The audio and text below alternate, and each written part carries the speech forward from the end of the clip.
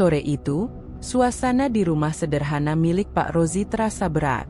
Angin berhembus pelan melewati jendela yang sudah kusam, sementara di luar sana matahari mulai condong ke barat, meninggalkan cahaya jingga yang samar.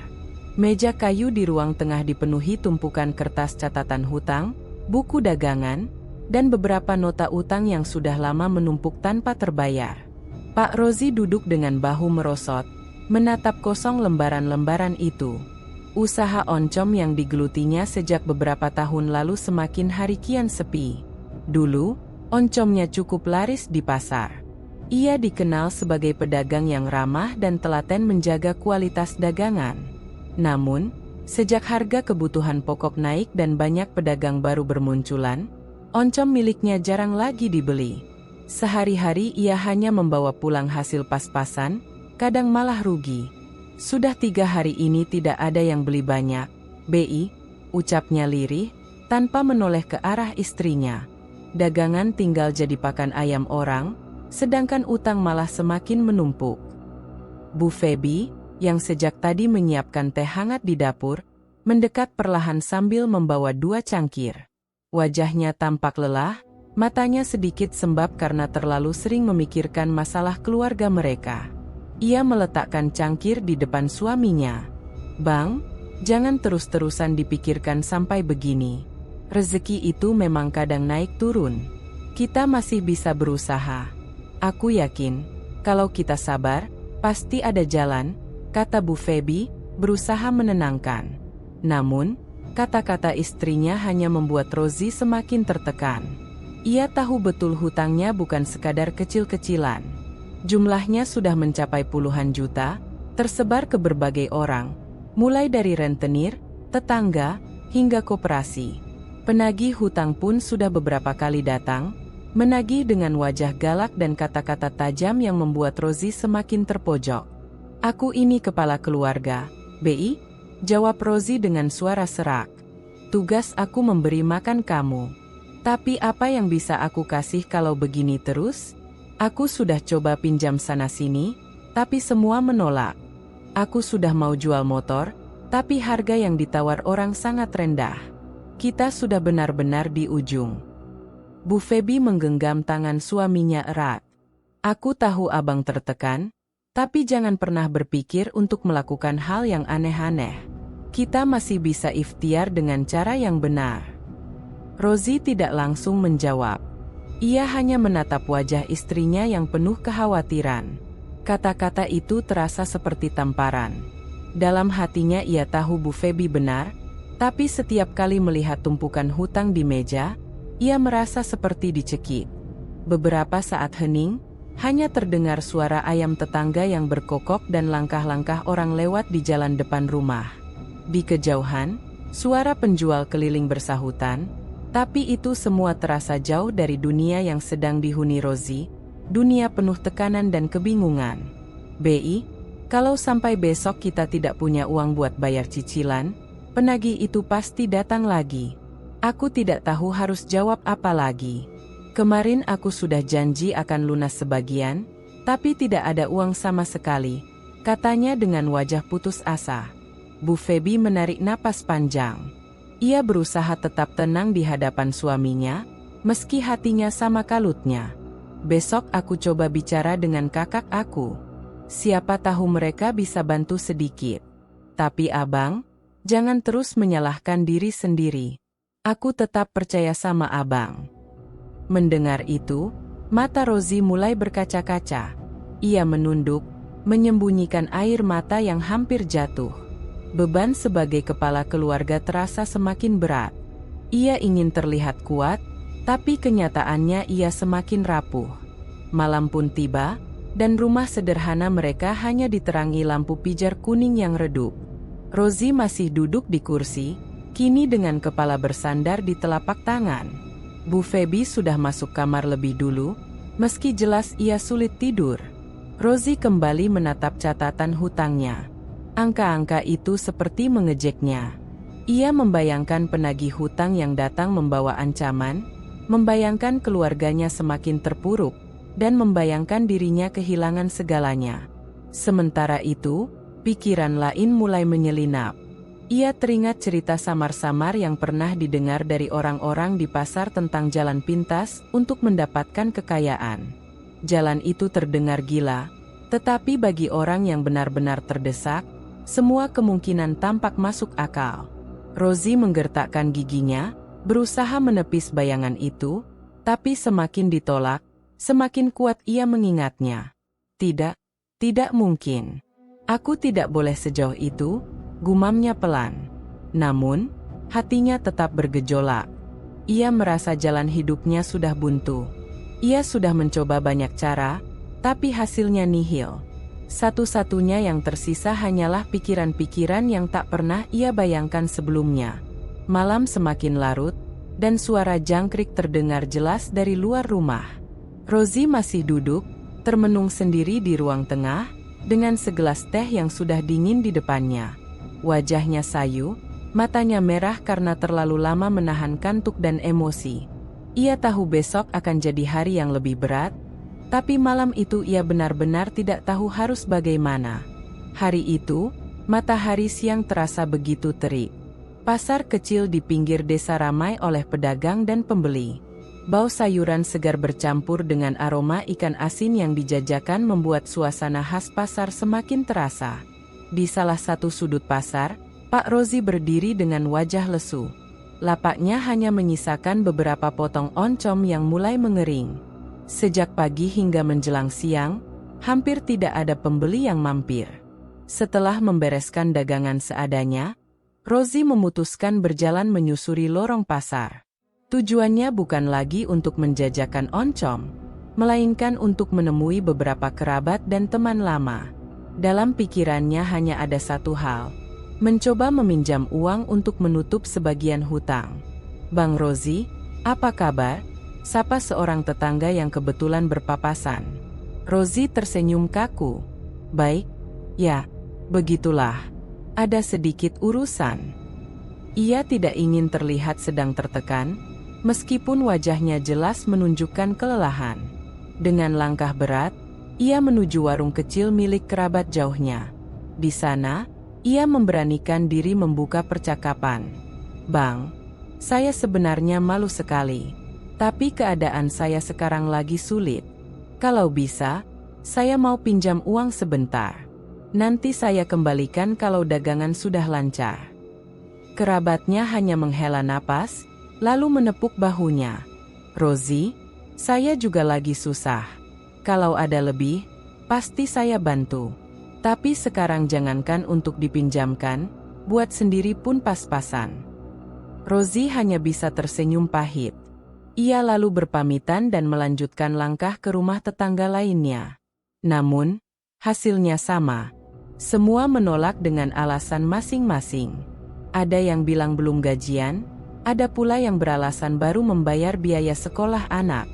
Jawaban itu membuat Rozi semakin tenggelam dalam rasa putus asa. Menjelang sore, ia kembali ke rumah dengan wajah muram. Di tangannya tidak ada uang sepeser pun. Begitu masuk, ia meletakkan tas kain berisi oncom yang tidak laku di meja. Bu Febi, yang sejak tadi menunggu, segera menghampiri. "Bang, bagaimana?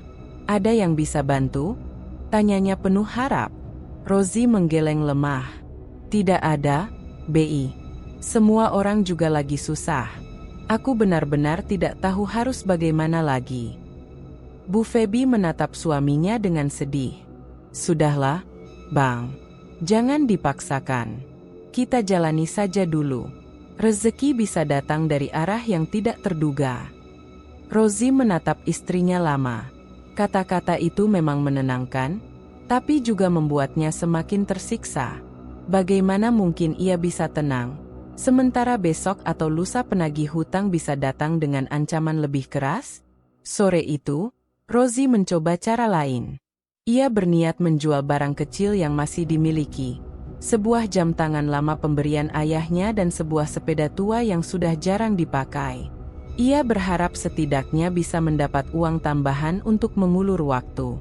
Namun, kenyataan kembali mengecewakan. Jam tangan itu ditawar terlalu rendah oleh pembeli barang bekas, bahkan tidak sebanding dengan nilainya. sedangkan sepeda tuanya sama sekali tidak diminati. Rosie kembali dengan tangan kosong. Malam menjelang. Di ruang tamu rumah sederhana mereka, Rosie duduk sambil menatap lantai. Bu Feby mencoba mendekati. "Bang, aku tahu abang sedang tertekan. Tapi jangan sampai pikiran abang makin gelap. Kita masih bisa berusaha dengan cara lain. Aku bisa bantu jualan, mungkin bikin makanan kecil. Kita coba bersama-sama." Rosie menghela napas panjang. "Aku tahu kamu ingin bantu, Bey. Tapi apa yang bisa kita lakukan? Dagangan aku sudah tidak laku. Barang yang mau dijual pun tidak ada yang mau beli. Kita ini benar-benar terpojok. Hutang makin menumpuk. Penagih itu sebentar lagi datang lagi." Seakan membenarkan ucapannya, terdengar ketukan keras di pintu. Rosie dan Feby saling berpandangan. Degup jantung Rosie meningkat. Ia tahu betul suara itu bukan suara tamu biasa. "Rosie, keluar kau. Jangan pura-pura tidak ada di rumah," teriak suara kasar dari luar. Bu Feby menutup mulutnya, ketakutan. Rosie berusaha menenangkan, lalu berdiri dan membuka pintu sedikit. Di depan berdiri dua orang penagih hutang dengan wajah dingin. "Sudah jatuh tempo. Mana uangnya?" tanya salah satu dengan nada mengancam. Rosie mencoba merendah. "Saya mohon sabar dulu. Dagangan saya sedang sepi. Beri saya waktu sedikit lagi. Saya pasti bayar." Namun penagih itu tidak mau tahu. "Waktu? Kau sudah janji berkali-kali. Jangan main-main, Rosie. Kalau besok tidak ada uang, kami akan datang lagi. Dan jangan salahkan kami kalau caranya lebih kasar." Setelah berkata begitu, mereka pergi dengan langkah berat. Rosie menutup pintu dengan tangan gemetar. Bu Feby menghampiri dan menggenggam lengannya. "Bang, aku takut." Rosie menatap kosong ke depan. Dalam hatinya, ia benar-benar merasa terjepit. Tidak ada jalan keluar. Semua pintu seakan tertutup rapat. Ia mencoba berusaha, tapi hasilnya nihil. Malam itu, ia duduk lama di ruang tamu, dengan pikiran bercampur aduk. Ia merasa dirinya hanya menunggu badai yang lebih besar datang. Dan untuk pertama kalinya, dalam hatinya terlintas rasa ingin menyerah. Malam itu udara terasa lebih dingin dari biasanya. Jalanan desa mulai lengang, hanya sesekali motor lewat. Di pinggir jalan, sebuah warung kopi sederhana masih buka. Lampu neon putih menggantung redup, memantulkan cahaya pada meja kayu yang sudah penuh goresan. Aroma kopi hitam bercampur dengan gorengan yang baru diangkat dari minyak panas. Pak Rosie duduk di salah satu bangku, menatap kosong pada cangkir kopi di depannya. Ia hanya sesekali mengaduk, tapi tak pernah benar-benar meneguknya. Pikirannya masih penuh dengan ancaman penagih hutang siang tadi. Setiap detik seakan menghimpit, membuat dadanya sesak. "Rosie?" Suara berat memecah lamunannya. Ia menoleh. Sosok yang datang adalah Pak Darto, teman lamanya semasa muda. Wajahnya keras, namun senyumnya tetap sama seperti dulu. Darto duduk di hadapannya tanpa basa-basi, lalu memesan kopi. "Lama nggak ketemu, Bang?" kata Rosie mencoba ramah. Darto hanya terkekeh. "Ya, sudah lama. Tapi aku dengar kabar kamu lagi kesulitan." Ucapan itu membuat Rosie terdiam. Ia tidak tahu dari mana Darto tahu. Mungkin kabar hutangnya memang sudah menyebar ke banyak telinga. "Aku malu, tuh. Tapi memang betul. Dagangan sepi, hutang numpuk. Rasanya nggak ada jalan keluar," kata Rosie lirih. Darto mencondongkan tubuhnya ke depan, menatap langsung ke mata Rosie. "Kalau cuma soal uang, ada jalannya. Tapi bukan jalan biasa. Jalan yang tidak semua orang berani tempuh." Kening Rosie berkerut. "Maksudmu apa?" Darto meneguk kopinya dulu sebelum menjawab. "Di lereng Merapi, ada tempat keramat. Orang menyebutnya makam Watu Tumpeng. Konon, kalau orang berani memberikan sesaji di sana, permintaannya bisa terkabul. Banyak yang bilang itu pesugihan. Aku tahu ini berat, tapi aku sendiri pernah lihat orang berhasil setelah melakukannya. Rosie terkejut.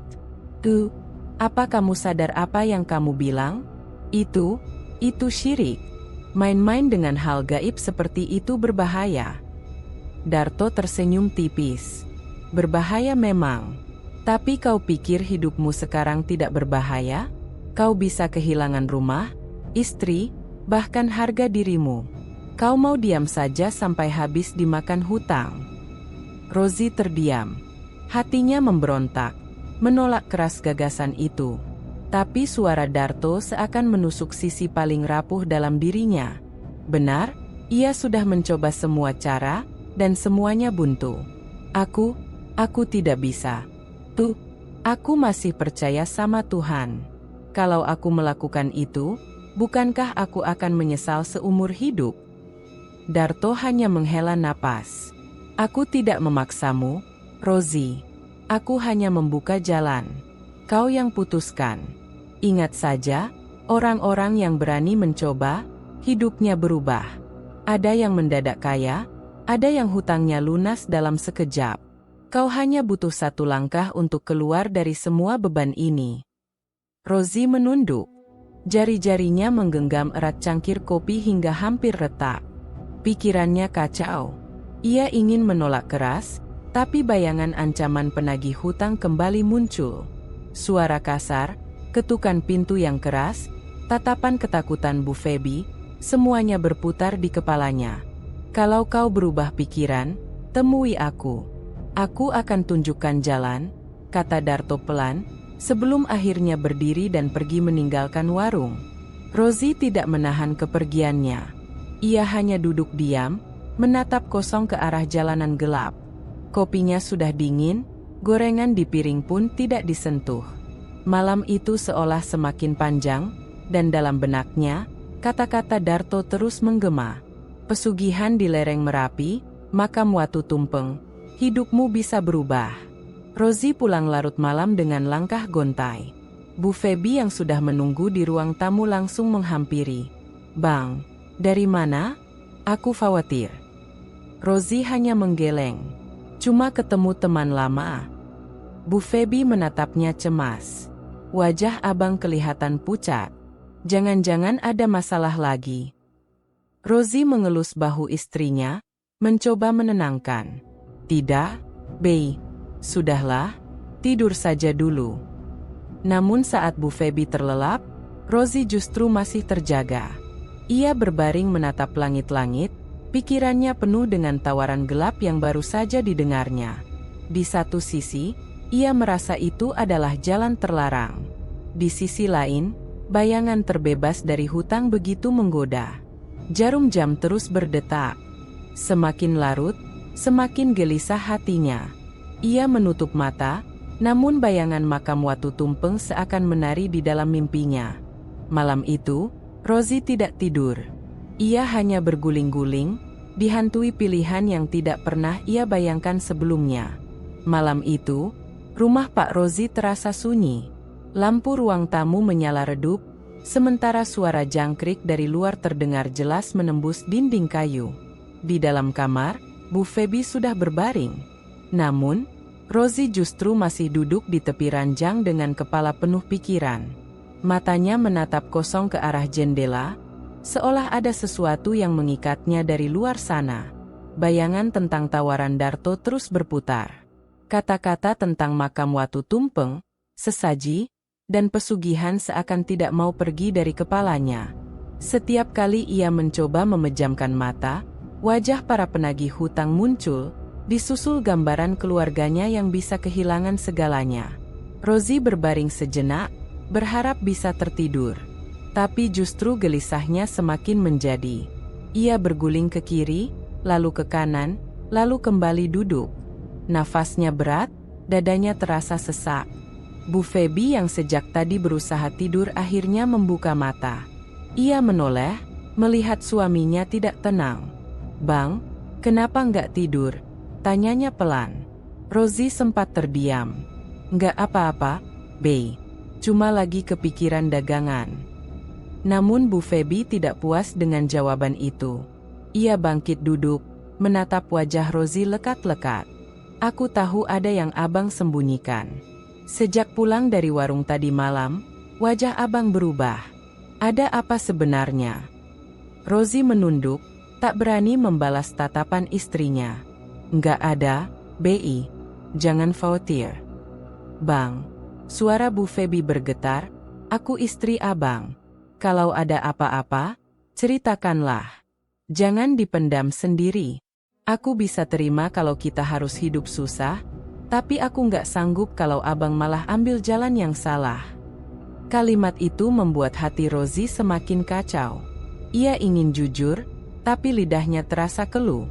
Ia takut istrinya semakin kecewa jika tahu tentang tawaran pesugihan itu. Namun diam juga membuatnya semakin tertekan. Akhirnya, Rozi menghela napas panjang. Bi, tadi aku ketemu Darto. Dia bilang ada cara cepat untuk keluar dari hutang. Tapi caranya, Rozi berhenti, ragu melanjutkan. Caranya apa, Bang? Desak Bu Feby. Caranya lewat pesugihan. Dia bilang di lereng Merapi ada makam keramat. Kalau berani memberi sesaji di sana, katanya permintaan bisa terkabul. Bu Feby langsung terdiam. Matanya membesar, wajahnya pucat. Ia menatap suaminya dengan perasaan bercampur antara takut dan marah. Astagfirullah, Bang. Apa abang gila? Itu jelas perbuatan terlarang. Abang mau gadaikan iman kita demi uang. Rozi menutup wajahnya dengan kedua tangan. Aku tahu, P. Aku tahu itu salah. Tapi aku juga sudah habis cara. Semua orang menolak meminjamkan uang. Barang yang kita punya tidak ada yang laku. Penagih hutang makin sering datang. Aku tidak sanggup lagi melihat kau ketakutan setiap kali mereka mengetuk pintu. Air mata Bu Feby jatuh. Ia menggenggam tangan suaminya erat. Bang, kita memang susah. Tapi jangan sampai kita jual keyakinan kita. Kalau abang pilih jalan itu, mungkin hutang selesai, tapi apa hati kita bisa tenang? Bagaimana kalau nyawa yang jadi taruhannya? Bagaimana kalau yang diminta sebagai ganti adalah anak cucu kita nanti? Kata-kata itu menusuk hati Rozi. Ia diam lama, menunduk, dadanya bergemuruh. Tapi godaan di dalam pikirannya tetap kuat. Ia teringat ucapan Darto tentang orang-orang yang mendadak kaya setelah menjalani pesugihan. Dan semakin ia pikirkan, semakin tawaran itu terasa nyata, seolah-olah memang satu-satunya jalan keluar. Suasana kamar hening. Hanya terdengar suara detak jam dinding. Rozi menarik napas panjang, lalu berkata lirih, Aku akan temui Darto lagi. Aku butuh penjelasan lebih jelas. Kalaupun nanti aku harus menolak, setidaknya aku sudah tahu semuanya. Bu Feby langsung memegang lengannya erat. Bang, jangan lakukan itu. Semakin dekat abang ke hal itu, semakin susah untuk mundur. Jangan biarkan godaan itu mengikat abang. Namun Rozi tidak menjawab. Tatapannya kosong, seolah ia sudah membuat keputusan. Bukan keputusan untuk langsung menerima, tapi keputusan untuk mencari tahu lebih jauh. Malam semakin larut. Bu Feby akhirnya tertidur dengan mata sembab karena menangis. Sementara itu, Rozi masih terjaga. Ia duduk di kursi kayu dekat jendela, menatap keluar rumah. Bulan pucat menggantung di langit, memberi cahaya samar pada halaman sepi. Di dalam hati, Rozi dilanda pergulatan hebat. Antara suara istrinya yang memintanya bertahan dalam kesabaran, dan bayangan kebebasan dari hutang yang ditawarkan sahabat lamanya. Sampai fajar hampir menyingsing, Rozi masih belum bisa tidur. Ia tahu, dalam waktu dekat, ia akan kembali menemui Darto, meski hatinya penuh keraguan. Malam itu, udara dingin menyelimuti desa di kaki gunung. Rozi berdiri gelisah di depan rumahnya, menunggu Darto yang berjanji menjemput. Langit gelap tanpa bintang, hanya cahaya bulan samar yang sesekali tertutup awan. Dalam dadanya, jantung berdegup keras. seakan tahu bahwa malam ini ia akan melangkah ke sesuatu yang asing dan berbahaya. Tak lama kemudian, suara motor tua terdengar mendekat. Darto datang dengan wajah serius. "Ayo, Rosie, kita berangkat sekarang. Kalau terlalu larut, jalan akan lebih berbahaya." Rosie mengangguk pelan. Ia berpamitan singkat pada Bu Feby yang sejak tadi hanya menatap dengan wajah khawatir. "Bey, aku pergi dulu. Doakan aku pulang dengan selamat." Bu Feby tidak menjawab. Matanya berkaca-kaca, hanya bisa menggenggam tangan suaminya sebentar sebelum akhirnya melepas. Motor melaju meninggalkan desa, menembus jalanan sepi yang semakin menanjak. Semakin tinggi mereka mendaki, udara semakin menusuk kulit. Suasana semakin sepi, hanya terdengar suara mesin motor dan angin malam yang menderu. Setelah hampir 1 jam perjalanan, mereka berhenti di sebuah titik jalan tanah. Motor diparkir di bawah pohon besar. Darto turun lebih dulu. "Kita harus jalan kaki dari sini. Makam itu tidak bisa dicapai kendaraan." Rosie mengangguk, lalu mengikuti langkah Darto yang menapaki jalur setapak menanjak. Kabut tipis mulai turun, menutup sebagian pandangan.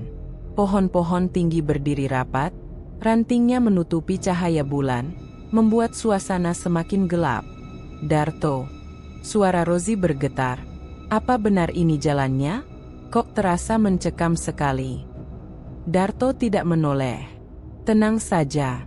Aku sudah sering ke sini. Ikuti saja langkahku."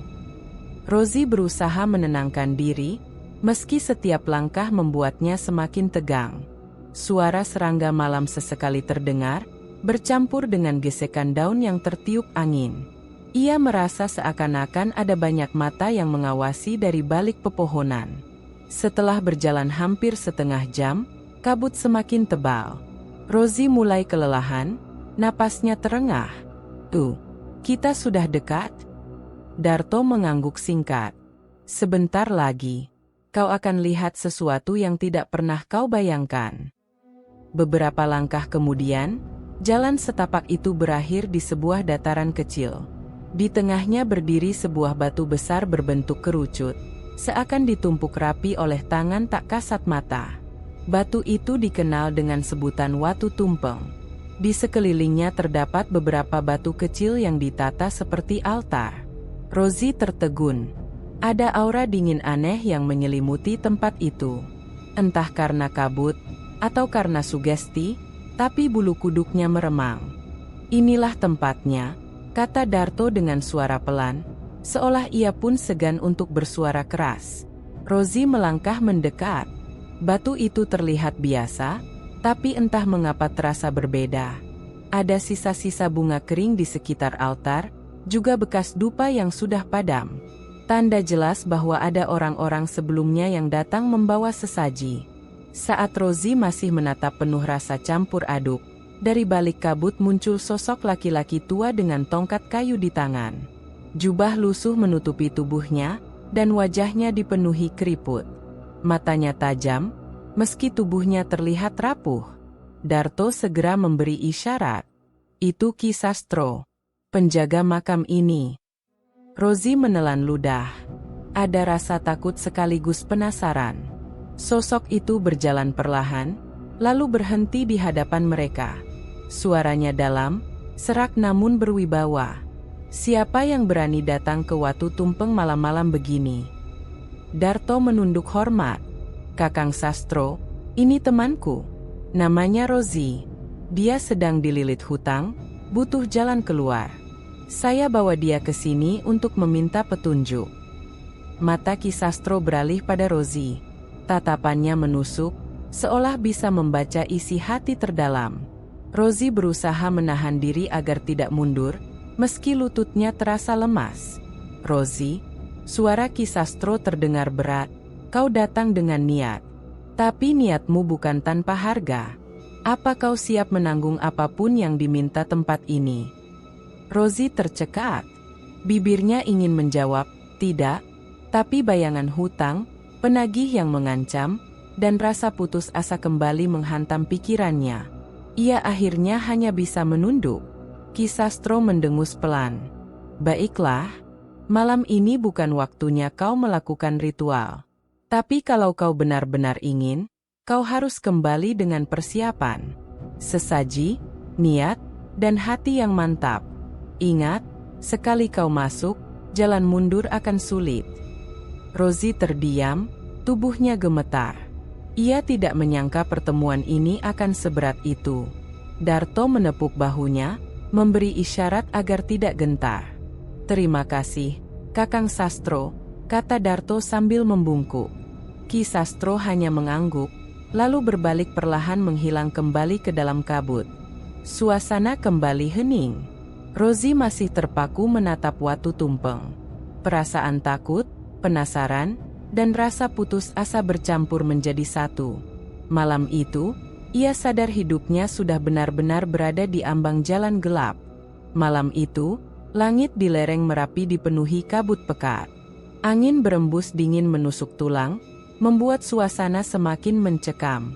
Rozi kembali berdiri di depan batu keramat Watu Tumpeng. Kali ini, ia tidak hanya sekadar diajak melihat. Malam ini adalah malam penentuan. Apakah ia benar-benar akan melangkah ke dalam jalan gelap yang ditawarkan? Darto menemaninya, berdiri tidak jauh di belakang. Lampu minyak kecil yang mereka bawa hanya mampu memberi cahaya samar di sekitar makam. Di hadapan mereka, Ki Sastro sudah menunggu. Sosok tua itu berdiri dengan tongkat kayu, matanya tajam, wajahnya keras tanpa ekspresi. Rozi, suara Ki Sastro berat, bergema di antara kabut. Kau datang kembali. Itu artinya kau sudah siap membuat perjanjian. Rozi menelan ludah. Suaranya serak ketika menjawab. Saya ingin tahu lebih jelas dulu. Ki, apa yang sebenarnya harus saya lakukan? Ki Sastro mengetuk tanah dengan tongkatnya pelan. Dengar baik-baik. Pesugihan di Watu Tumpeng tidak seperti jual beli di pasar. Ini adalah ikatan. Sekali kau masuk, kau tidak bisa keluar begitu saja. Ada aturan yang harus dipatuhi, ada sesaji yang harus diberikan, dan ada konsekuensi kalau kau melanggar. Rozi mengangguk perlahan, dadanya berdebar kencang. Pertama, lanjut Ki Sastro, kau harus memberikan sesaji secara rutin. Setiap malam Jumat Kliwon, kau wajib membawa ayam cemani, kembang 7 rupa, rokok, kopi pahit, dan kain putih. Semua itu harus diletakkan di altar batu ini, tepat tengah malam. Rozi merasakan hawa dingin semakin menusuk ketika mendengar daftar itu. Namun Ki Sastro belum selesai. Kedua, setiap kali sesaji kau letakkan, jangan pernah menoleh ke belakang hingga keluar dari area makam.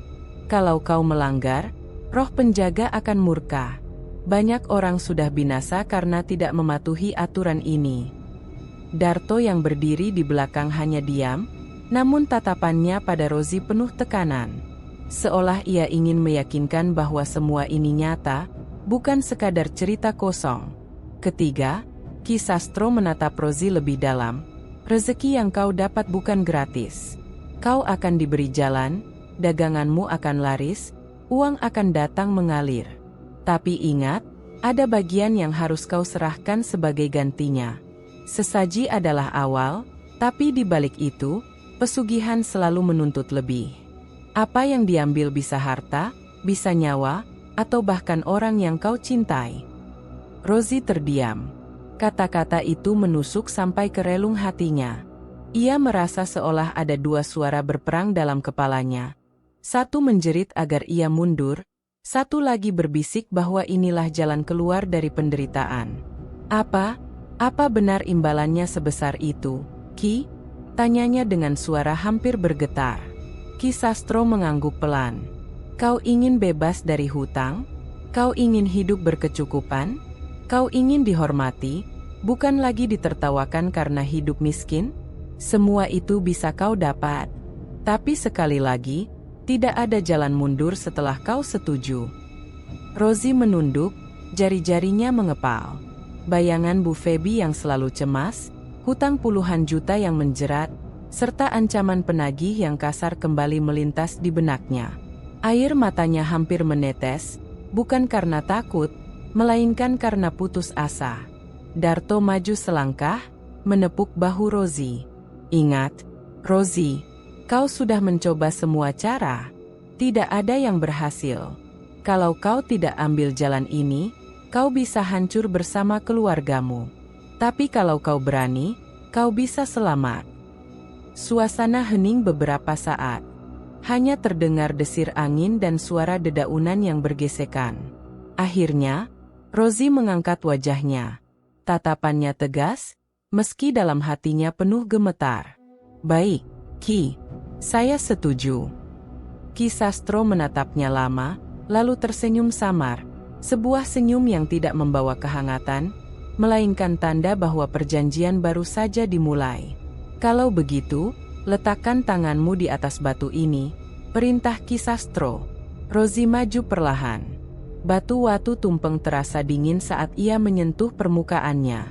Ki Sastro mulai melantunkan doa atau mantra dalam bahasa yang tidak sepenuhnya dimengerti Rozi. Suara itu terdengar berat, kadang rendah, kadang meninggi, seolah ada gema dari dalam tanah. Tiba-tiba angin berembus lebih kencang. Kabut berputar mengelilingi mereka. Lampu minyak bergoyang hampir padam.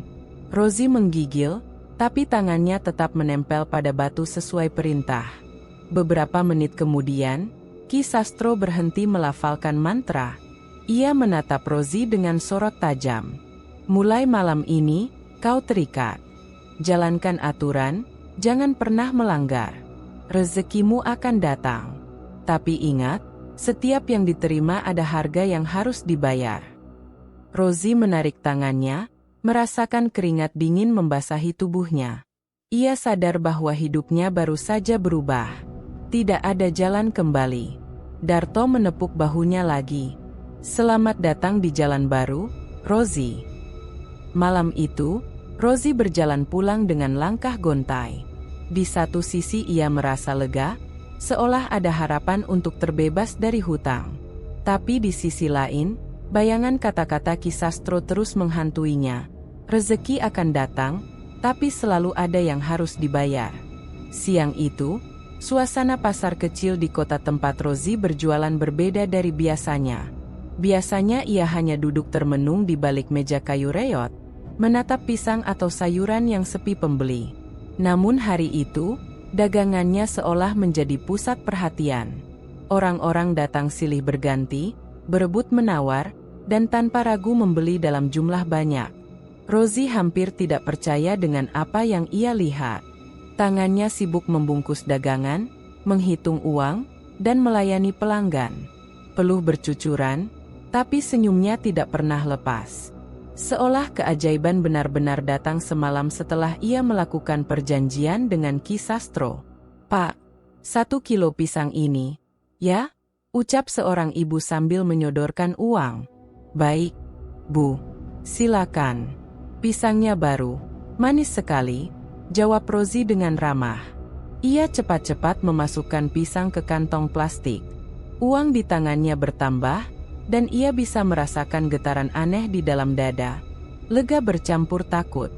Di meja, hanya tersisa sedikit dagangan.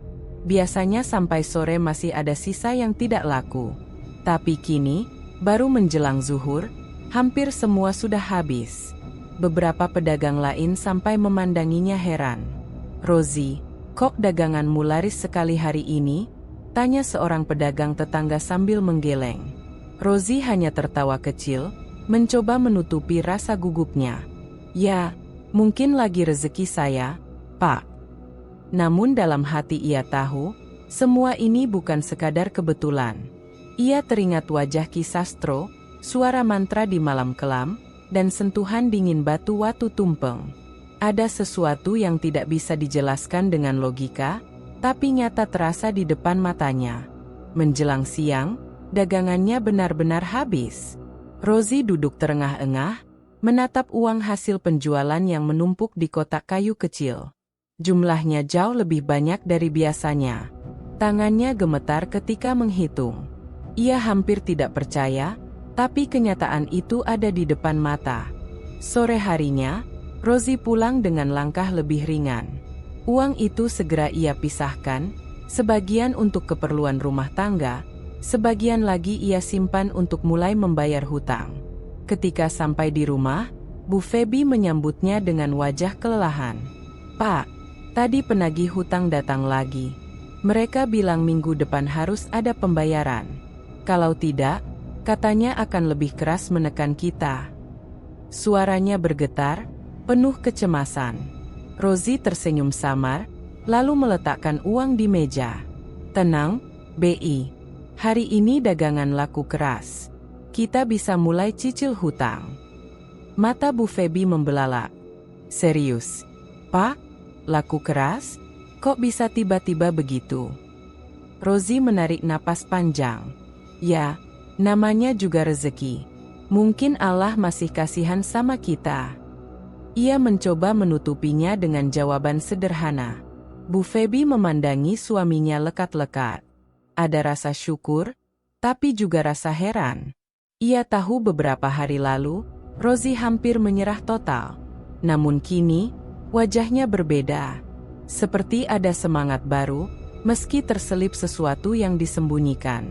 "Alhamdulillah, kalau begitu kita bisa sedikit lega," ucap Bu Feby lirih. Matanya berkaca-kaca. Ia menggenggam tangan Rosie dengan erat. "Aku hanya takut, Pak. Takut kalau tiba-tiba semuanya hilang lagi." Rosie membalas genggaman itu, tapi dalam hatinya ia merasa bersalah. Ia ingin jujur tentang perjanjian gelap yang sudah ia buat, tapi lidahnya keluh. Bagaimana mungkin ia menceritakan bahwa keberuntungan ini berasal dari pesugihan, dari ikatan gaib yang penuh risiko? "Sudahlah, B," ujarnya pelan. "Kita jalani saja dulu. Yang penting, sekarang ada jalan keluar." Malam harinya, ketika rumah sudah sepi, Rosie menghitung ulang uang yang tersisa. Suara jangkrik terdengar di luar jendela, tapi di dalam kamar suasana penuh ketegangan. Uang itu tampak berkilau di bawah cahaya lampu, seolah menyihirnya. Ia tahu, uang itu adalah bukti nyata bahwa perjanjian dengan Ki Sastro bekerja. Namun bersamaan dengan itu, rasa takut mulai menyelinap. Kata-kata Ki Sastro terngiang di kepalanya, "Rezeki ini bukan gratis.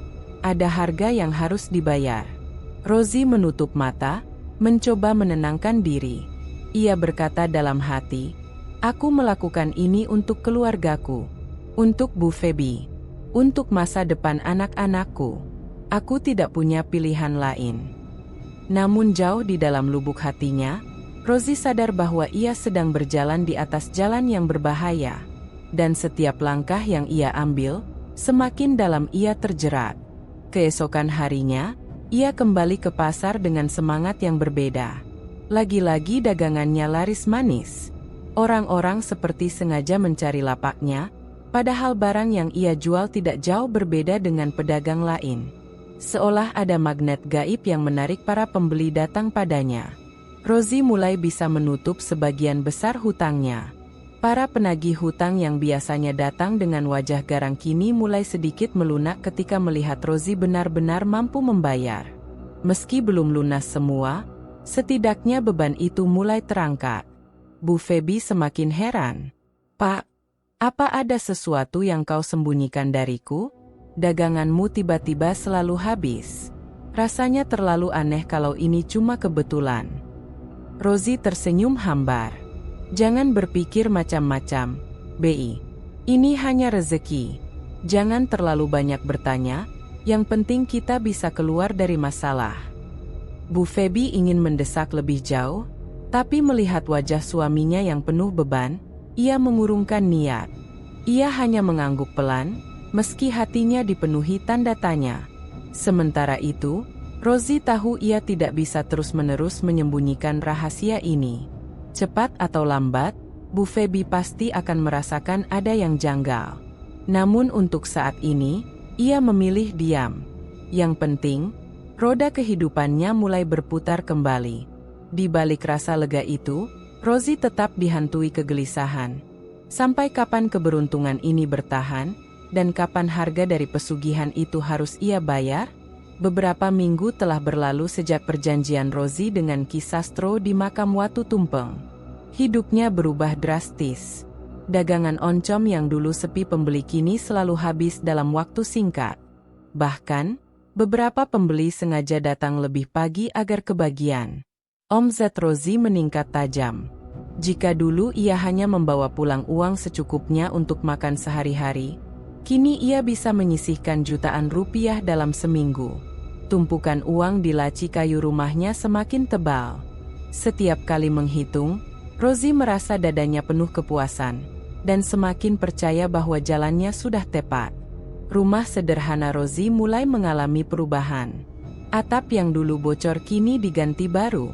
Perabotan lama yang reot pelan-pelan diganti dengan yang lebih baik. Bahkan, ia sempat membeli sepeda motor bekas yang lumayan bagus. Tetangga mulai memperhatikan perubahan itu. Di pasar, para pedagang saling berbisik. Dagangan Rosie laris terus. Ya, aneh, padahal barangnya biasa saja. Iya, bahkan katanya hutangnya sudah mulai terbayar. Kok bisa cepat begitu? Ya? Sebagian orang kagum, sebagian lagi iri. Ada yang menduga Rosie mendapat bantuan dari orang kaya, ada pula yang mulai curiga bahwa semua ini tidak wajar. Namun Rosie menanggapi dengan senyum dingin. Ia tidak peduli bisik-bisik orang, yang penting hidupnya kini jauh lebih baik. Bu Feby merasakan perubahan itu dengan gembira sekaligus cemas. Ia bersyukur hutang-hutang mulai berkurang dan kehidupan mereka lebih nyaman. Namun, setiap kali melihat mata suaminya yang berbinar penuh ambisi, ia merasa ada sesuatu yang hilang. Kerendahan hati yang dulu melekat pada Rosie. Setiap beberapa hari sekali, Rosie diam-diam berangkat ke lereng Merapi.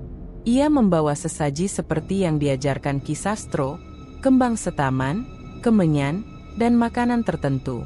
Malam-malam ia berjalan menuju makam Watu Tumpeng, menaruh sesaji sambil berdoa dalam hati. Semakin sering ia melakukan itu, semakin lancar dagangannya. Ada pola yang jelas. Ketika ia rajin memberikan sesaji, dagangan meledak larisnya. Namun ketika ia terlambat atau lupa, penjualan langsung menurun. Hal itu membuatnya semakin yakin bahwa ia tidak boleh putus dari ritual. Kalau ini jalan yang harus kutempuh, biarlah, bisiknya suatu malam ketika menaruh sesaji. Yang penting aku bisa membahagiakan keluargaku.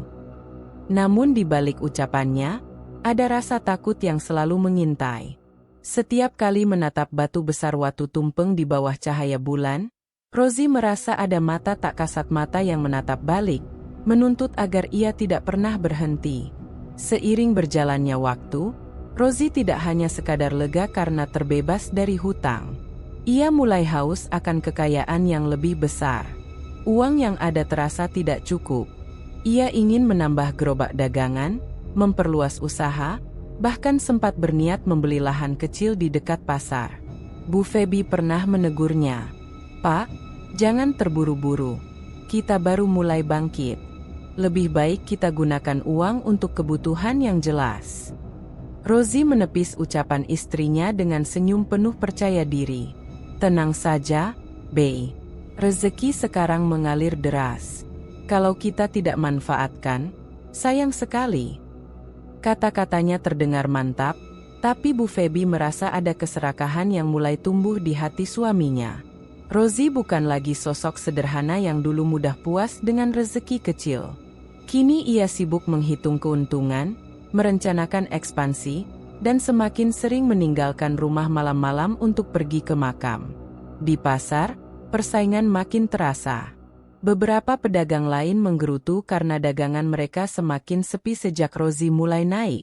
"Tidak wajar ini," kata seorang pedagang tempe dengan nada kesal. "Seolah semua orang sengaja hanya mau beli ke dia." "Benar. Jangan-jangan dia pakai ilmu, timpal yang lain." Gosip itu makin lama makin meluas. Ada warga yang terang-terangan menyindir, ada juga yang hanya berbisik di belakang. Namun Rosie tetap tegak kepala. Ia bahkan merasa bangga karena berhasil menjadi pusat perhatian. Biarlah orang iri, ucapnya suatu sore sambil menata uang. Itu tanda kalau aku lebih berhasil dari mereka. Bu Feby hanya terdiam, hatinya kian resah. Ia melihat suaminya makin jauh dari sosok yang ia kenal dulu.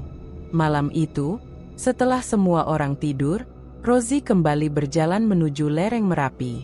Tangannya membawa sesaji yang lebih banyak dari biasanya, seolah ingin menunjukkan kesetiaan penuh pada perjanjian. Kabut turun, bulan purnama menggantung pucat di langit.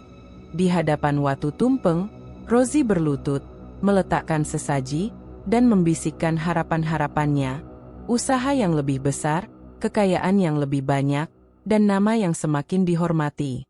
Ia tidak sadar, dalam doa-doa ambisiusnya, ada bagian dari dirinya yang sudah mulai hilang.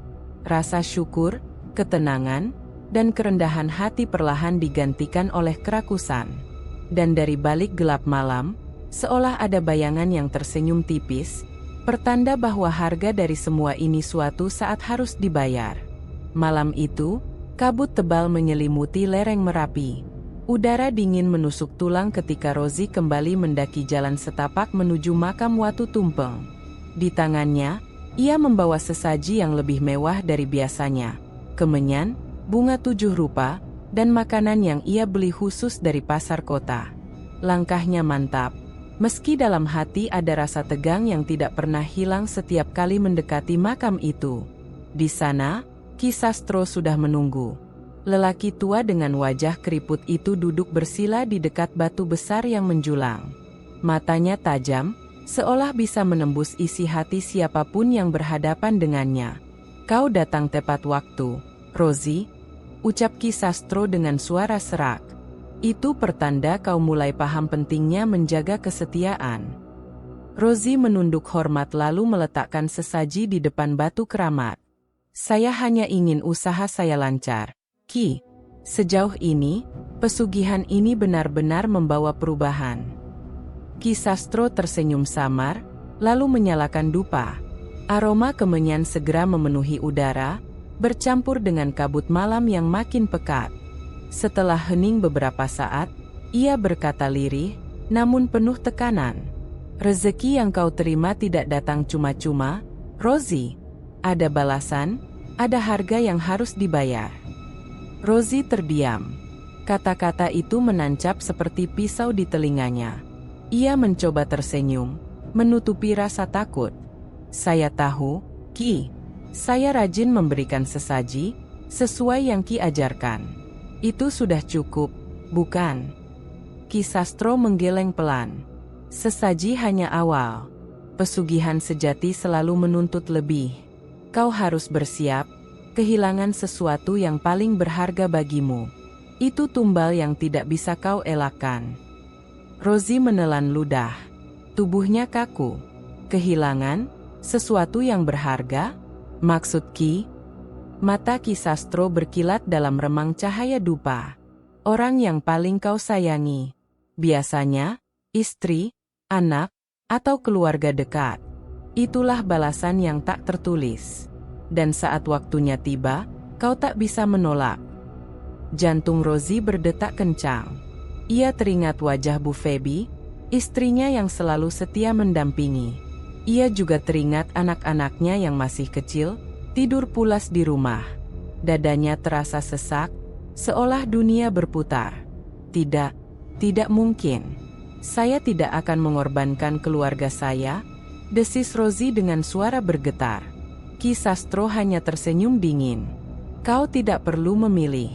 Karena pesugihan sudah memilih untukmu. Kau hanya bisa menerima." Rozi berdiri tergesa, wajahnya pucat. "Saya tidak mau dengar lagi, Ki. Saya sudah berikan sesaji, saya sudah jalani semua ritual. Itu cukup. Saya tidak mau bicara tentang tumbal." Tanpa menunggu jawaban, ia berbalik dan melangkah cepat menuruni jalan setapak. Di belakangnya, suara Ki Sastro masih terdengar samar, seperti menggema di telinganya. "Takdir sudah terikat, Rozi. Kau tak bisa lari dari janji yang kau buat." Setibanya di rumah, Rozi mencoba berlagak biasa. Ia menyapa Bu Feby yang sudah mengantuk, lalu masuk kamar dan segera merebahkan tubuhnya. Namun meski mata terpejam, pikirannya tak bisa tenang. Kata-kata Ki Sastro terus terngiang. Orang yang paling kau sayangi, tumbal. Dalam tidurnya yang gelisah, Rozi dihantui mimpi buruk. Ia melihat Bu Feby berjalan sendirian di tengah kabut tebal, memanggil namanya dengan suara lirih. Tiba-tiba, bayangan hitam besar muncul dari balik pepohonan, meraih tubuh istrinya, lalu menyeretnya ke dalam kegelapan. "Feby!" Rozi berteriak dalam mimpi, berlari sekuat tenaga, tapi tubuhnya seolah tak bergerak. Ia hanya bisa menyaksikan sosok istrinya menghilang dalam gelap, sementara suara tawa dingin Ki Sastro terdengar menggema. Rozi terbangun dengan napas terengah-engah, tubuhnya basah oleh keringat. Ia menatap sekeliling kamar yang remang, memastikan Bu Feby masih ada di sampingnya. Istrinya tidur pulas, tak menyadari betapa ketakutannya Rozi. Tangannya gemetar ketika menyentuh kening istrinya, memastikan ia masih bernapas. Air mata menetes tanpa ia sadari. Ia berbisik lirih, "Aku tidak akan membiarkanmu jadi tumbal, B. Aku tidak akan." Namun jauh di dalam hatinya, Rozi tahu ia sudah terikat pada sesuatu yang tak bisa ia kendalikan. Pesugihan itu bukan sekadar jalan pintas menuju kekayaan, melainkan perangkap yang perlahan menutup rapat tanpa celah keluar. Malam itu, Rozi tidak bisa tidur lagi.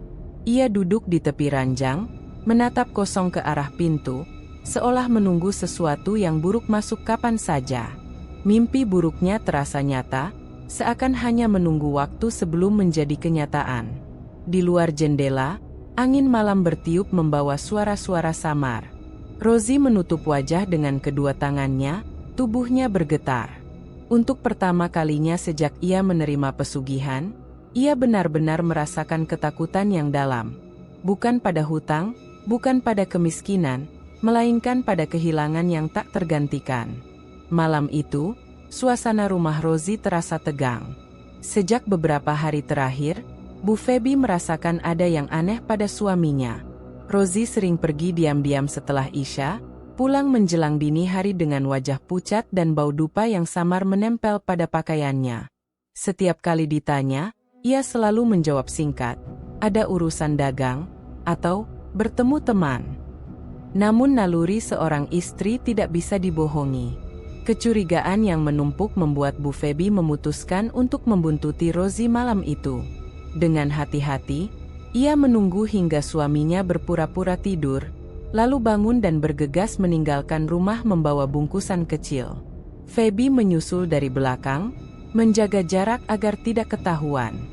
Jalan setapak gelap dan sunyi, hanya diterangi sinar bulan pucat.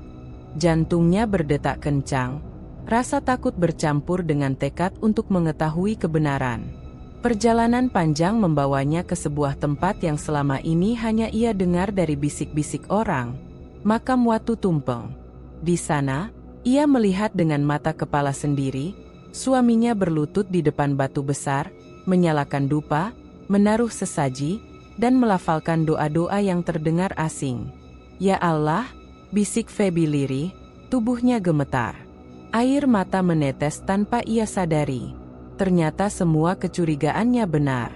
Kekayaan yang tiba-tiba datang bukanlah rezeki halal, melainkan hasil dari perjanjian gelap.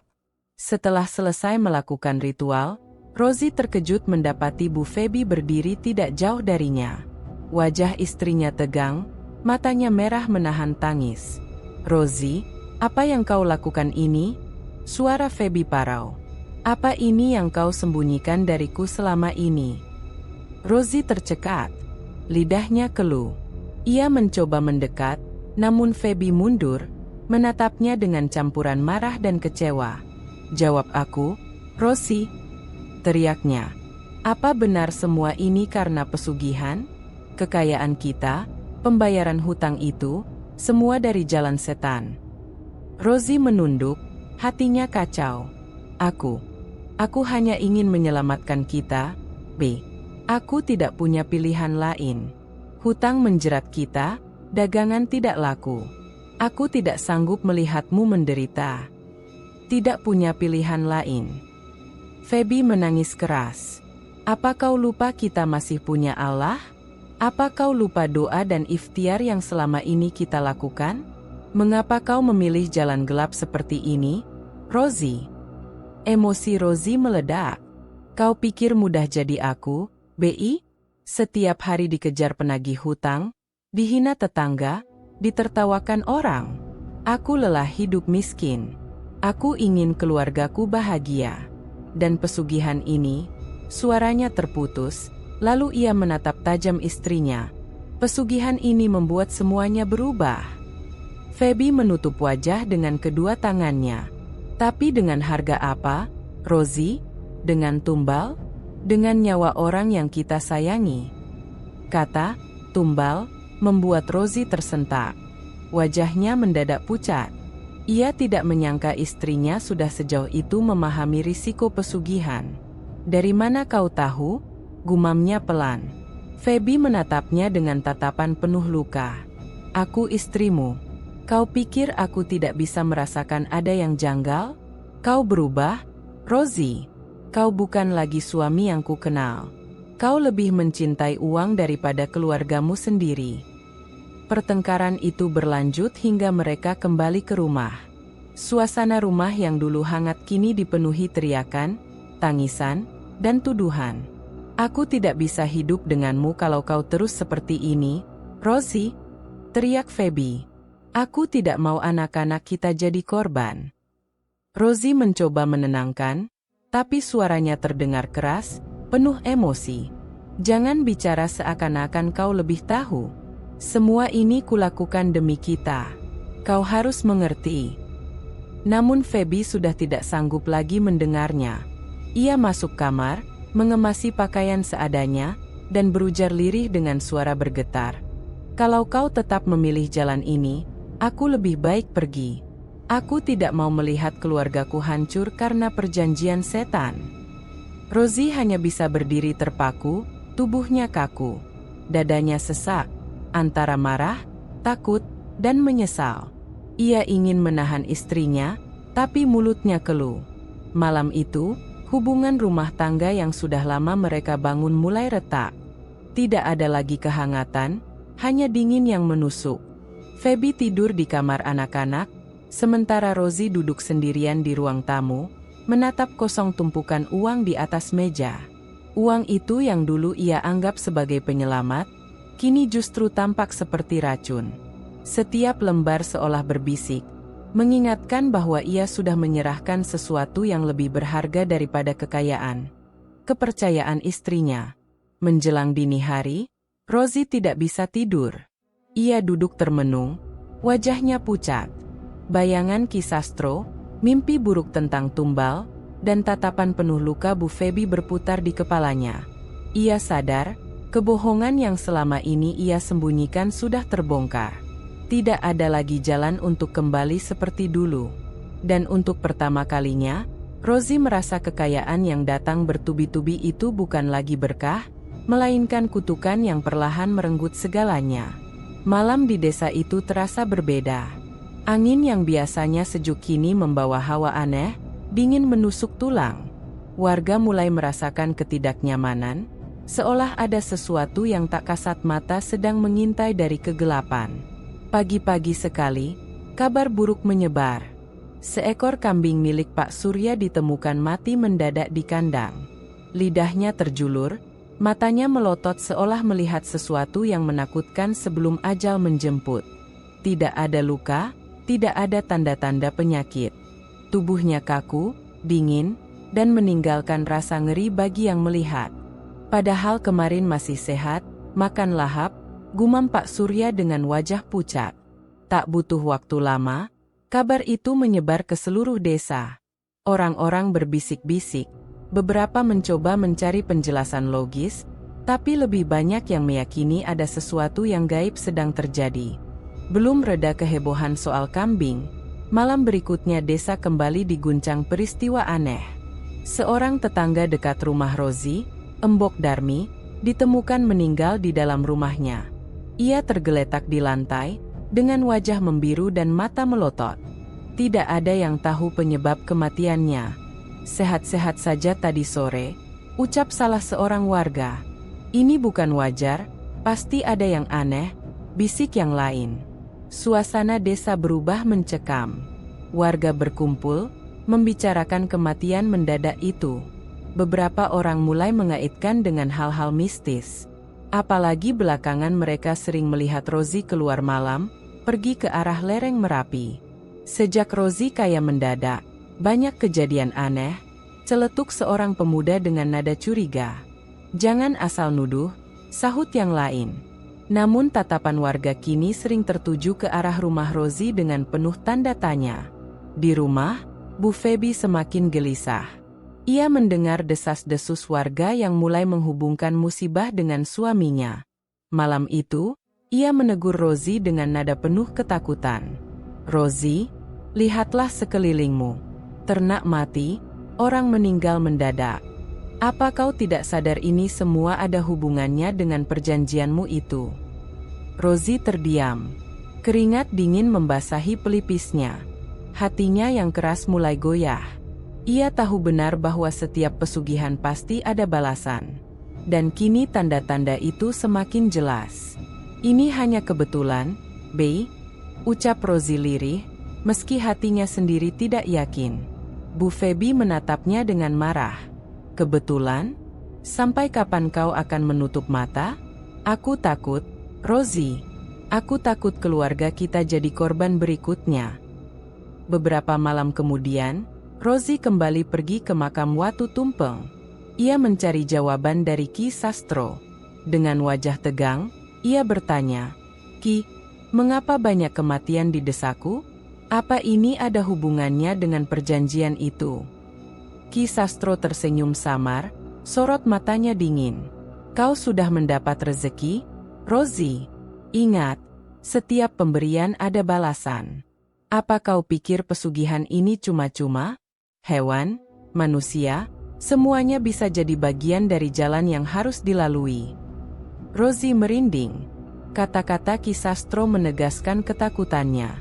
Ia sadar, apa yang sedang menimpa desanya bukan sekadar musibah biasa. Pesugihan yang ia jalani mulai menagih balasan, dan balasan itu nyata. Ketika Rozi pulang, ia mendapati suasana rumah semakin dingin. Anak-anaknya sering terbangun tengah malam, menangis ketakutan karena mimpi buruk. Bu Feby makin sering membaca doa, seolah mencari perlindungan dari sesuatu yang tak kasat mata. Di luar rumah, warga semakin resah. Mereka mulai berbisik-bisik untuk mengadakan doa bersama, bahkan sebagian berencana memanggil ustaz agar desa dibersihkan dari gangguan gaib. Rozi duduk di ruang tamu, menatap kosong ke arah pintu. Hatinya bergetar, rasa takut merayap semakin dalam. Ia tahu, ini baru permulaan. Ancaman itu nyata, dan cepat atau lambat, giliran keluarganya akan tiba. Malam kian larut. Angin berhembus membawa bau amis yang entah dari mana asalnya. Di kejauhan, anjing-anjing menggonggong panjang, seakan melihat sesuatu yang tak terlihat oleh mata manusia. Rozi duduk membeku, matanya sayu menatap lantai. Bayangan kambing mati, wajah pucat Embok Darmi, dan kata-kata Ki Sastro terus menghantui pikirannya. Pesugihan itu kini bukan lagi sekadar rahasia. Ia telah menjadi ancaman nyata, yang perlahan menjerat bukan hanya dirinya, tapi juga seluruh desa. Malam itu suasana rumah Pak Rozi semakin tegang. Angin berembus kencang, membuat genting bergetar dan dedaunan kering beterbangan. Rozi duduk di ruang tamu dengan pikiran kacau. Sejak pertemuannya terakhir dengan Ki Sastro, hatinya tidak pernah tenang. Kata-kata sang penjaga makam masih jelas terngiang. "Setiap pemberian ada balasan. Sudah waktunya kau menepati janji, Rozi." Ucapan itu bagaikan pisau yang terus menekan batinnya. Ia tahu, yang dimaksud Ki Sastro bukan sekadar sesaji bunga atau makanan. Tumbal nyawa, itulah harga yang sebenarnya. Malam semakin larut. Dari dalam kamar, terdengar suara batuk Bu Feby yang makin parah. Rozi segera masuk, mendapati istrinya terbaring pucat. Keringat dingin membasahi keningnya, napasnya tersengal-sengal. "Be, kau kenapa?" Rozi panik memegang tangan istrinya yang terasa panas. Bu Feby hanya bisa tersenyum lemah. "Entahlah, tubuhku tiba-tiba melemah. Seakan ada sesuatu yang menggerogoti dari dalam." Rozi langsung menuangkan segelas air putih, tapi tangan Bu Feby bergetar saat hendak memegangnya. Air itu tumpah, membasahi kain selimut. "Ya Allah," bisik Rozi dengan mata berkaca-kaca. Kejadian itu membuat hatinya semakin kalut. Ia tahu penyakit ini datang bukan karena hal wajar. Hatinya berbisik, pesugihan sudah mulai menagih balasan, dan targetnya adalah orang yang paling ia cintai. Rozi keluar kamar dengan langkah gontai. Di ruang tamu, ia termenung sambil menutup wajah dengan kedua telapak tangan. Bayangan pertemuan dengan Ki Sastro kembali muncul. "Siapkan dirimu, Rozi. Bila kau ingin hartamu tetap ada, tumbal harus diberikan. Biasanya yang terdekat denganmu." Waktu itu Rozi masih menganggapnya ancaman samar. Namun kini, melihat istrinya jatuh sakit tanpa sebab, hatinya diguncang hebat. Ia merasakan kebenaran pahit dari kata-kata itu. Kenapa harus Feby? Kenapa harus dia? Rozi berteriak dalam hati. Tak tahu harus berbuat apa, Rozi sempat mencoba memanggil tabib kampung. Namun setelah diperiksa, Bu Feby tidak menunjukkan gejala penyakit biasa. Sang tabib hanya menggeleng dengan wajah bingung.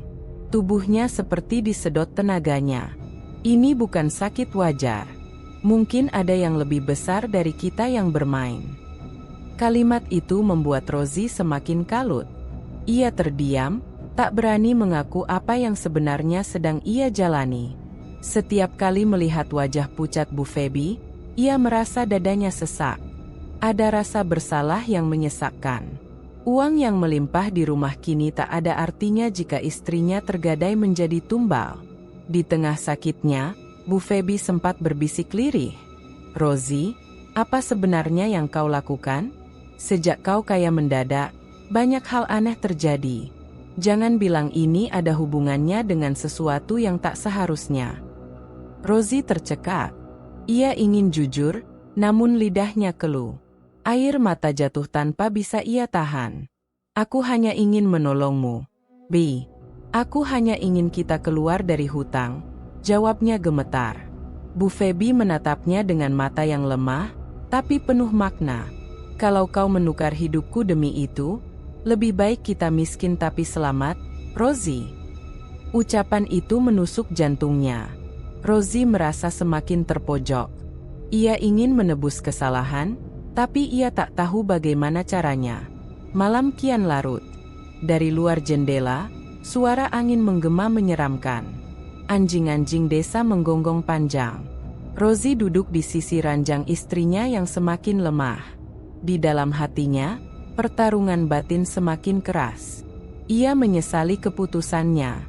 Namun ia juga sadar, pesugihan tidak mengenal kata mundur. Sekali terikat, maka harga harus dibayar. "Kenapa aku sebodoh ini?" gumamnya lirih.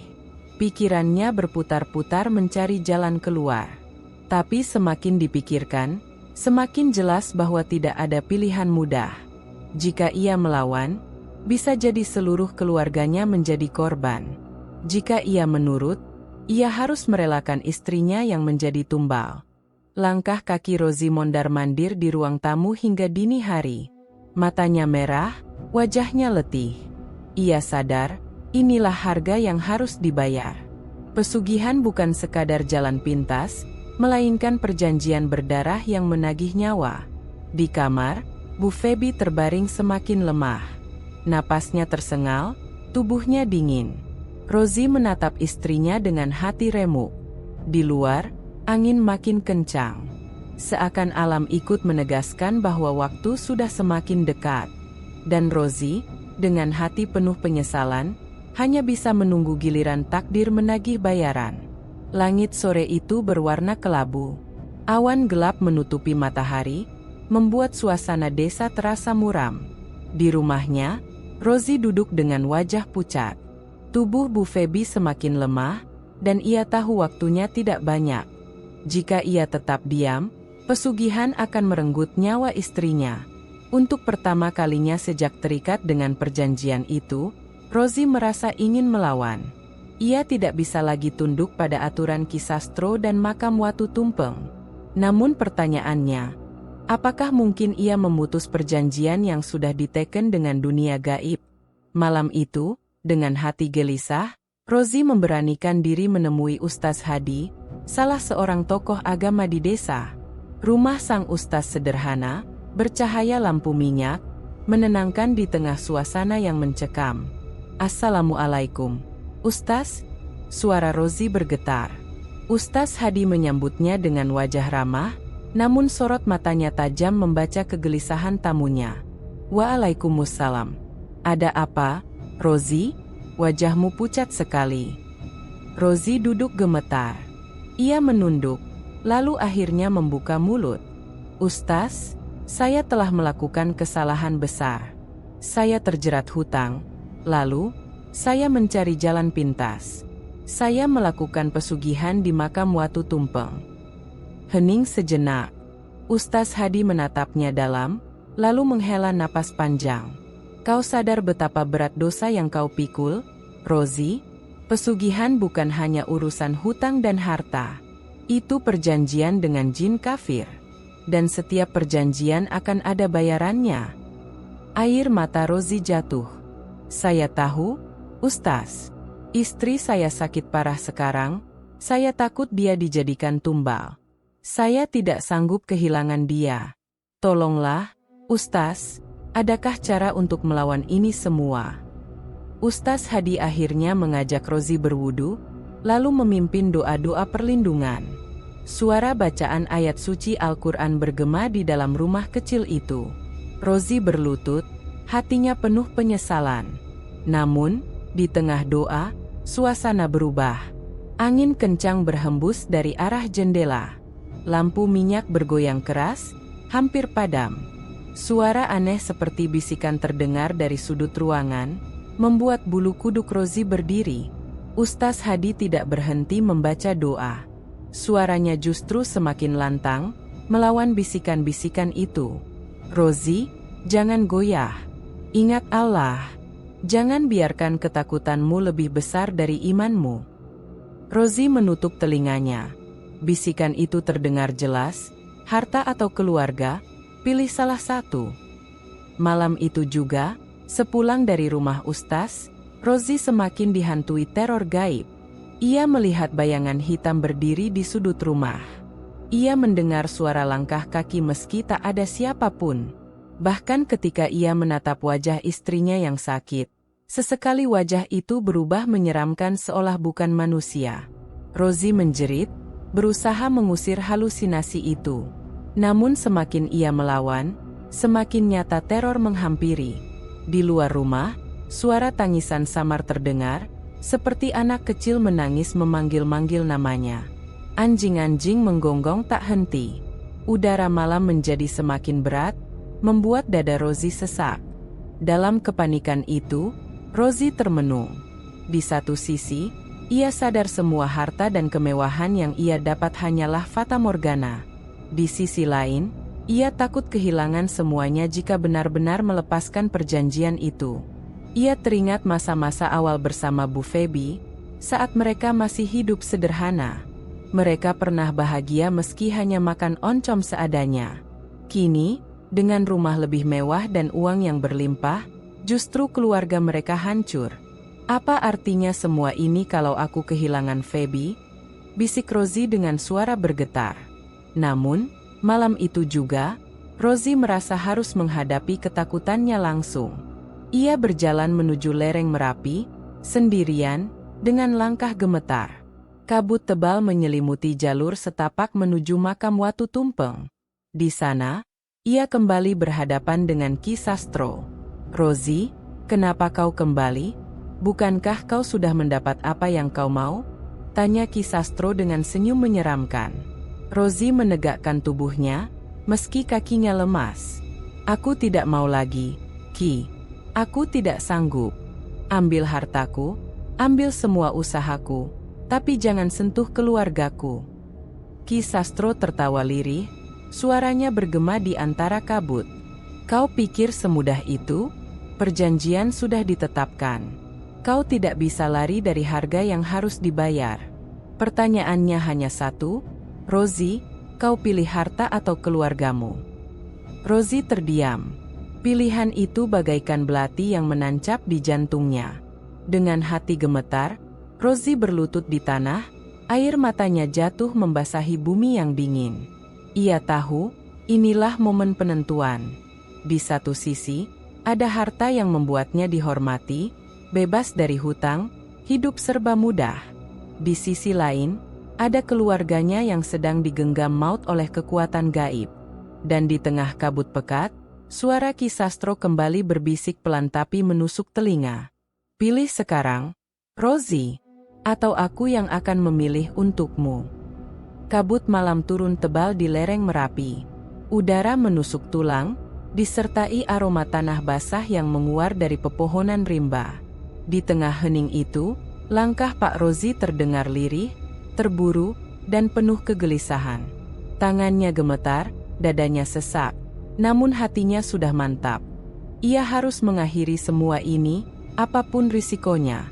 Sejak malam sebelumnya, suara-suara gaib terus menghantui rumahnya. Bu Feby semakin parah sakitnya, wajahnya pucat dan tubuhnya dingin. Semua tanda mengarah pada satu hal, pesugihan telah menagih balasan terakhir. Rosie tidak ingin lagi menunggu. Malam itu, dengan sisa keberanian yang dimiliki, ia kembali mendaki menuju makam Watu Tumpeng. Sesampainya di puncak kecil tempat makam itu berada, Rosie melihat sosok Ki Sastro sudah menunggunya. Tubuhnya tegak, jubah hitam berkibar diterpa angin, wajahnya menampakkan senyum samar yang menyeramkan. "Ah, akhirnya kau datang lagi, Rosie," ujar Ki Sastro tenang. "Aku sudah tahu, malam ini adalah malam penentuan." Rosie menegakkan tubuhnya, mencoba berani. "Aku tidak mau lagi, Ki. Ambil kembali semua harta itu. Ambil semuanya. Aku hanya ingin istriku selamat." Ki Sastro tertawa kecil, suaranya bergema menembus kabut. "Kau pikir semudah itu? Kau sudah menandatangani perjanjian dengan darah dan doa malam pertamamu di sini. Harta itu bukan masalah, Rosie. Yang kami inginkan adalah jiwa, dan waktunya telah tiba." Rosie bergetar, namun ia tetap mencoba melawan. Ia mengangkat tangan, menggenggam tasbih yang diberi Ustaz Hadi. Bibirnya bergetar membaca doa perlindungan, berharap kekuatan Tuhan mampu menolak segala kegelapan di hadapannya. Namun, seketika angin berhembus lebih kencang. Pohon-pohon bergoyang hebat. Suara lolongan gaib terdengar dari segala arah. Kabut semakin menebal hingga jarak pandang hanya beberapa langkah. Dari tanah di sekitar makam, bermunculan bayangan hitam, tubuh-tubuh samar dengan wajah tak jelas, mengelilingi Rosie. Ki Sastro mengangkat tangan, seolah memimpin ritual. Suara gemanya menggetarkan tanah. "Jiwa ini, yang telah berjanji, kini menjadi milik kalian. Ambil apa yang seharusnya menjadi balasan." Rosie berteriak keras, membaca doa semakin lantang. Namun tubuhnya terasa kaku, udara di sekelilingnya seperti membeku. Tasbih di tangannya terlepas, terlempar ke tanah. Dari bayangan hitam itu, suara-suara melengking menyeruak, seakan tertawa atas ketidakberdayanya. Dengan sisa tenaga, Rosie berlutut, menengadah ke langit gelap. "Ya Allah, ampuni aku. Selamatkan keluargaku, jangan biarkan mereka jadi korban." Tangannya gemetar, tubuhnya seakan ditarik ke bawah. Pandangannya kabur. Ia bisa melihat wajah Bu Feby dalam benaknya, tersenyum lemah meski sakit. Ingatan itu membuat hatinya remuk. Namun kekuatan gaib yang mengikatnya semakin kuat. Tubuhnya terhempas ke tanah, dadanya sesak. Suara Ki Sastro terdengar di telinganya, dingin dan mengerikan. "Rosie, inilah harga dari keserakahanmu. Kau memilih jalan ini, dan inilah akhirnya. Jeritan terakhir Rozi pecah menembus malam. Tubuhnya tergeletak di samping makam Watu Tumpeng, wajahnya pucat, matanya terbuka menatap kosong ke langit. Darah merembes dari sudut bibirnya. Kabut menelan segalanya, lalu hening kembali. Ki Sastro berdiri beberapa saat, menatap jasad Rozi tanpa rasa. Lalu ia menghilang bersama bayangan-bayangan hitam, lenyap seakan tak pernah ada. Beberapa jam kemudian, warga menemukan Rozi yang tidak kembali sejak malam. Bu Febi, meski tubuhnya masih lemah, memaksa ikut mencari. Saat jasad suaminya terlihat di dekat makam, tangisan pecah. "Rozi, kenapa kau lakukan ini? Kenapa harus begini akhirnya?" Ia berlutut di samping suaminya, merangkul tubuh dingin itu. Air matanya jatuh membasahi wajah Rozi yang sudah tak bernyawa. Warga hanya bisa terdiam, sebagian menunduk, sebagian beristighfar melihat kenyataan mengerikan itu. Malam itu menjadi saksi bahwa perjanjian dengan kegelapan tidak pernah memberi jalan keluar, hanya membawa kebinasaan. Rozi, yang dahulu hanya ingin menyelamatkan keluarganya dari lilitan hutang, harus menutup hidupnya dengan tragis di kaki makam keramat. Bu Febi menangisi kepergian suaminya, sementara desa kembali dirundung ketakutan. Kisah ini menjadi peringatan bagi siapapun. Kekayaan instan selalu menuntut harga yang tak pernah sebanding. Dan di antara kabut lereng Merapi, makam Watu Tumpeng tetap berdiri, menyimpan rahasia gelap yang siap menelan jiwa-jiwa berikutnya. Mentari pagi muncul malu-malu di balik kabut tebal lereng Merapi. Embun masih bergelayut di dedaunan, membawa hawa dingin yang menusuk kulit. Namun pagi itu, bukannya menebarkan ketenangan, desa di sekitar makam Watu Tumpeng justru dipenuhi suara gaduh. Beberapa warga berlari tergesa menuju jalan setapak yang mengarah ke Bukit Keramat. Kabar sudah menyebar sejak subuh. Jasad Pak Rozi ditemukan tergeletak di dekat makam Watu Tumpeng. Tubuhnya kaku, wajahnya pucat dengan mata terbuka menatap langit. "Ya Allah, Rozi," bisik seorang warga yang pertama kali melihat. Dalam waktu singkat, puluhan orang berdatangan. Ada yang hanya berani melihat dari jauh, ada pula yang memberanikan diri mendekat. Ustaz Hadi datang dengan wajah muram, membawa beberapa santri muda untuk membantu mengurus jenazah. "Angkat dengan hati-hati," ucapnya tegas. "Kita bawa pulang, jangan biarkan jasadnya di sini." 3 orang lelaki desa menundukkan tubuh mereka, mengangkat jasad Rozi dengan kain seadanya. Udara pagi yang biasanya dipenuhi kicau burung kini berubah menjadi berat, seolah alam ikut berduka atas apa yang terjadi. Di rumah duka, tangisan Bu Febi pecah. Tubuhnya yang masih lemah karena sakit mendadak seperti kehilangan tenaga sama sekali. Ia memeluk jasad suaminya, tak peduli pada tatapan warga yang mulai berbisik-bisik. Beberapa orang tua desa saling bertukar pandang, hingga akhirnya seorang lelaki paruh baya berucap lirih, "Ini pasti akibat pesugihan, sejak awal aku sudah curiga." Bisikan itu menyebar cepat. Warga mengingat kejadian beberapa minggu terakhir. Hewan ternak yang mati mendadak, tetangga yang meninggal misterius, lalu tiba-tiba Rozi menjadi lebih kaya dan rumah tangganya terlihat berkecukupan. Semua potongan cerita itu kini membentuk satu kesimpulan. Rozi telah terjerat perjanjian dengan kekuatan gaib. Benar, keserakahan membuatnya buta, ucap seorang ibu dengan nada getir. Dan lihatlah, inilah akhirnya, sambung yang lain. Bu Febi hanya bisa menangis. Meski selamat dari maut, hatinya hancur. Ia teringat jelas malam-malam terakhir bersama suaminya, tatapan Rozi yang penuh kecemasan, tubuhnya yang sering gelisah, hingga bisikan doa yang tak henti-henti sebelum ia berangkat ke makam. "Kenapa kau harus memilih jalan itu, Rozi?" ratapnya sambil memegang tangan dingin suaminya. "Bukankah kita bisa melewati semuanya bersama?" Trauma itu meninggalkan bekas yang dalam. Meski tubuhnya perlahan pulih, hatinya tidak akan pernah sama lagi. Setiap suara angin malam, setiap kabut yang turun, membuatnya kembali teringat pada jeritan terakhir suaminya.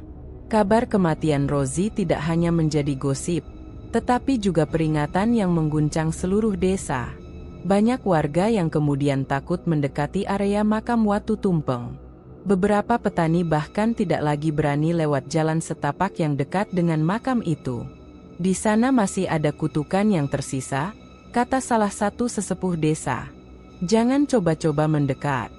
Jangan pernah mengulang kesalahan Rozi. Makam Watu Tumpeng semakin dianggap angker. Warga hanya berani melintas di siang bolong, itu pun dengan doa yang berulang-ulang. Di pengajian 7 hari setelah kepergian Rozi, Ustaz Hadi berdiri di hadapan warga. Suaranya lantang, namun penuh kepedihan. Saudaraku, jadikan peristiwa ini sebagai pelajaran. Jangan pernah sekalipun kita tergoda oleh jalan pintas menuju kekayaan.